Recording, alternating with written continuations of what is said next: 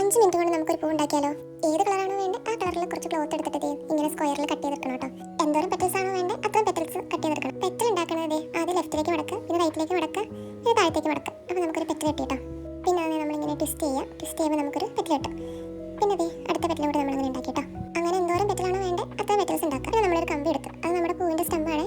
അതിൻ്റെ എൻഡ് നമ്മളത് ഇങ്ങനെ വളച്ച് കൊടുത്തിട്ട് അതിനകത്തേക്ക് നമ്മൾ ഫസ്റ്റ് പെറ്റൽ വെച്ച് പിന്നെ ത്രെഡ് വെച്ചത് ഇങ്ങനെ ടൈറ്റ് ചെയ്ത് കൊടുക്കണം. പിന്നെ രണ്ടാമത്തെ പെറ്റൽ വെച്ച് അത് നന്നായിട്ട് ഇങ്ങനെ നമ്മൾ ടൈറ്റ് ചെയ്ത് കൊടുക്കണം കേട്ടോ. അങ്ങനെ എന്തോരം പെറ്റൽസ് ആണോ വേണ്ടത് അത്രയും പെറ്റൽസ് ഇങ്ങനെ നമ്മൾ ചുറ്റി ടൈറ്റ് ചെയ്തിട്ട് നമുക്ക് ലാസ്റ്റ് ഇങ്ങനത്തെ ഒരു പൂ കിട്ടും. ഒരു പച്ചത്തേപ്പ് വെച്ചത് അതിൻ്റെ സ്റ്റമ്പ് നമ്മളിങ്ങനെ ടേപ്പ് വെച്ച് ചുറ്റി കൊടുക്കുമ്പോഴത്തേക്കും നമുക്ക് കുറേ പൂക്കളായി. ഇത്രയും പൂക്കൾ ഉണ്ടാക്കിയ സ്ഥിതിക്ക് എന്നാൽ പിന്നെ ഒരു ഫ്ലവർ വേസും കൂടി ഉണ്ടാക്കാമെന്ന് വിചാരിച്ചു.